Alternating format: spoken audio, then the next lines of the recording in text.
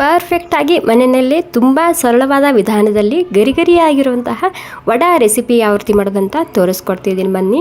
So ಅದಕ್ಕಾಗಿ ಮೊದಲಿಗೆ ನಾನಿಲ್ಲಿ ಉದ್ದಿನಬೇಳೆ ತೊಗೊಂಡಿದ್ದೀನಿ. ಸುಮಾರು ಒಂದು 4 ಗಂಟೆ ಮೊದಲೇ ನೆನೆ ಹಾಕಿಟ್ಟಿದ್ದ. ಇವಾಗ ಇದನ್ನು ನಾನು ಮಿಕ್ಸಿಯಲ್ಲಿ ಸೇರಿಸ್ತಿದ್ದೀನಿ. ಇಲ್ಲಿ ರುಬ್ಬುವಾಗ ಜಾಸ್ತಿ ನೀರು ಸೇರಿಸಬಾರ್ದು, ನೋಡ್ಕೊಂಡು ನೀರನ್ನ ಹಾಕ್ಕೊಳ್ಳಿ. ಪೂರ್ತಿಯಾಗಿ ನೀರನ್ನ ತೊಕ್ಕೋಬೇಕಾಗುತ್ತೆ. ಜಸ್ಟ್ ಉದ್ದಿನಬೇಳೆ ಮಾತ್ರ ಹಾಕ್ಕೊಂಡಿನಿ ನಾನು. ಮತ್ತು ಒಂದು 4 ಗಂಟೆ ನೆನೆಸ್ಕೊಂಡು ತೊಗೊಂಡ್ರೆ ಭೀ ನಡೆಯುತ್ತೆ. ಸ್ವಲ್ಪ ಹಸಿ ಶುಂಠಿ ಮತ್ತು 1 ಚಮಚ ಕಾಳು ಮೆಣಸು ಹಾಕ್ಕೊತಿದ್ದೀನಿ. ಇದಕ್ಕೆ ಸ್ವಲ್ಪ ನೀರು ಹಾಕ್ಕೊಂಡು ಸ್ಮೂತಾಗಿ ರುಬ್ಕೊಂಡು ತೊಗೋಬೇಕು. ಇಲ್ಲಿ ರುಬ್ಬುವಾಗ ಜಾಸ್ತಿ ನೀರನ್ನ ಹಾಕೋಬಾರ್ದು. ಜಸ್ಟ್ ಒಂದು 4ರಿಂದ 5 ಚಮಚ ಮಾತ್ರ ನೀರನ್ನ ಹಾಕೋಬೇಕಾಗುತ್ತೆ. ಸೊ ಮೊದಲಿಗೆ ಒಂದು 3 ಚಮಚ ಮತ್ತು 1-2 ಚಮಚ ಹಾಕ್ಕೊಂಡು ಗಟ್ಟಿಯಾಗಿ ಸ್ಮೂತಾಗಿ ರುಬ್ಕೊಂಡಾಗಿದೆ. ಇವಾಗ ನೀವು ನೋಡ್ತಿರ್ಬೋದು ನಾನು ಯಾವ ರೀತಿ ರುಬ್ಕೊಂಡಿನಿ ಅಂತೇಳಿ. ಸ್ಮೂತಾಗಿ ಇರಬೇಕು, ಆ ರೀತಿ ರುಬ್ಕೋಬೇಕಾಗುತ್ತೆ. ಇವಾಗ ರುಬ್ಬಿದ ಮೇಲೆ ಒಂದು 5 ನಿಮಿಷ ಇದಕ್ಕೆ ಈ ರೀತಿ ವಿಸ್ಕ್ ಮಾಡಬೇಕಾಗುತ್ತೆ. ಈ ರೀತಿ ಮಾಡೋದ್ರಿಂದ ಹಿಟ್ಟು ಪೂರ್ತಿಯಾಗಿ ಹಗೂರಾಗುತ್ತೆ. ಹಗೂರಾಗಿದ್ದರೆ ತುಂಬಾ ಗರಿಗರಿಯಾಗಿ ಬರುತ್ತೆ ನಾವು ಮಾಡುವಂತಹ ವಡ. ಒಂದು 5 ನಿಮಿಷ ಇದೇ ರೀತಿ ಮಾಡ್ಕೊಳ್ಳಿ, ಅಥವಾ ಇದೇ ರೀತಿ ಮಿಕ್ಸ್ ಮಾಡ್ಕೊಂಡು ತೊಗೋಬೇಕಾಗುತ್ತೆ. ಈ ರೀತಿ ಮಿಕ್ಸ್ ಮಾಡ್ಕೊಂಡ್ರಿಂದ ತುಂಬಾ ಸರಿಯಾಗಿ ಬರುತ್ತೆ ನಾವು ಮಾಡುವಂತಹ ವಡ. ಇವಾಗ ನೋಡಿ ಇಲ್ಲಿ ನೀರು ತೊಗೊಂಡಿದ್ದು ನಾನು. ಈ ನೀರಿನ ಮೇಲೆ ತೇಲ್ಬೇಕದು. ತೇಲಿದ್ರೆ ಪರ್ಫೆಕ್ಟಾಗಿ ಬಂದಿದೆ ಅಂತ ಅರ್ಥ ನಮ್ಮ ಹಿಟ್ಟು. ಓಕೆ ನೋಡಿ, ಪೂರ್ತಿಯಾಗಿ ನೀರಿನ ಮೇಲೆ ತೇಲ್ತಿದೆ. ಸೊ ಇವಾಗ ಇಷ್ಟಾದರೆ ಸಾಕಾಗುತ್ತೆ. ಒಂದು 5 ನಿಮಿಷ ಆಗೋ ತನಕ ಬೀಟ್ ಮಾಡ್ಕೊಂಡು ಆದಮೇಲೆ ಇದಕ್ಕೆ ಸ್ವಲ್ಪ ತರಕಾರಿ ಸೇರಿಸ್ತಿದ್ದೀನಿ. ರುಚಿಗೆ ತಕ್ಕಷ್ಟು ಉಪ್ಪು ಮತ್ತು ಕೊತ್ತಂಬರಿ ಸೊಪ್ಪು ಸ್ವಲ್ಪನೇ, ಹಸಿ ಮೆಣಸಿನ್ಕಾಯಿ ಹಾಕ್ತಿದ್ದೀನಿ ಸ್ವಲ್ಪನೇ. ಖಾರಕ್ಕೆ ನೋಡ್ಕೊಂಡು ಮೆಣಸಿನ್ಕಾಯಿ ಹಾಕೋಬೋದು. ನಾವು ಕಾಳು ಮೆಣಸು ಕೂಡ ಹಾಕಿರ್ತೀವಿ, ಇದರಲ್ಲಿ ನೋಡ್ಕೊಂಡು ಹಾಕೋಬೇಕು.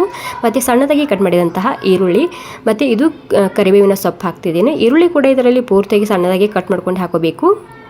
ಇವಾಗ ನಾನು ಕಲರಿಗೋಸ್ಕರ 1-2 ಚಮಚ ಕಡಲೆ ಹಿಟ್ಟು ಹಾಕ್ಕೊತಿದ್ದೀನಿ, ಅಂದರೆ ಬೇಸನ್ ಹಿಟ್ಟು ಹಾಕ್ಕೊತಿದ್ದೀನಿ. ಕಲರ್ ತುಂಬಾ ಸರಿಯಾಗಿ ಬರುತ್ತೆ ಇದಕ್ಕೆ. ಮತ್ತು ಇನ್ನಷ್ಟು ಕ್ರಿಸ್ಪಿ ಮಾಡೋದಕ್ಕೆ ನಾನಿಲ್ಲಿ 1-2 ಚಮಚ ಆಗುವಷ್ಟು ಅಕ್ಕಿ ಹಿಟ್ಟು ಹಾಕ್ಕೊತಿದ್ದೀನಿ.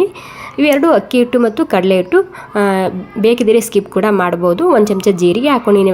ಇವಾಗ ಏನಿಲ್ಲ, ಎಲ್ಲನೂ ನೀಟಾಗಿ ಇದನ್ನು ಕೈಲಿಂದ ಈ ರೀತಿ ಮಿಕ್ಸ್ ಮಾಡ್ಕೋಬೇಕಾಗುತ್ತೆ ಅಷ್ಟೇ.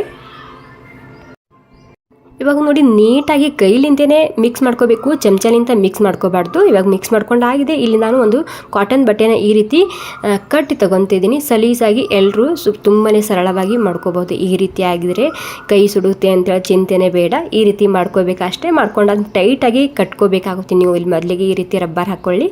ಇವಾಗ ಏನಿಲ್ಲ, ಇದನ್ನು ಇಲ್ಲಿ ನೀರು ತೊಗೊಂಡಿದ್ದೀನಿ. ನೀರಿನಲ್ಲಿ ಈ ರೀತಿ ತೊಯಿಸ್ಬೇಕಾಗುತ್ತೆ. ಅದು ತೊಯಿಸಿದ್ರೆ ಈ ರೀತಿ ಮೇಲೆ ವಡ ಮಾಡ್ಕೋಬೋದು. ಎಣ್ಣೆಯಲ್ಲಿ ಸಲೀಸಾಗಿ ಬೀಳುತ್ತೆ ಅದು. ಇವಾಗ ನೋಡಿ ಈ ರೀತಿ ತೊಯಿಸ್ಕೊಂಡಾದ್ಮೇಲೆ ಇದರಲ್ಲಿ ಒಂದು ಸ್ವಲ್ಪ ತೊಗೊತಿದ್ದೀನಿ. ನಿಂಬೆ ಹಣ್ಣಿನಕ್ಕಿಂತ ಒಂದು ಸ್ವಲ್ಪ ಜಾಸ್ತಿ ತೊಗೊತಿದ್ದೀನಿ. ಇಲ್ಲಿ ಜಾಸ್ತಿ ತೊಗೊಂಡು ನೋಡಿ ಈ ರೀತಿ ಮಾಡಿಕೊಂಡ್ರೆ ಸಾಕು.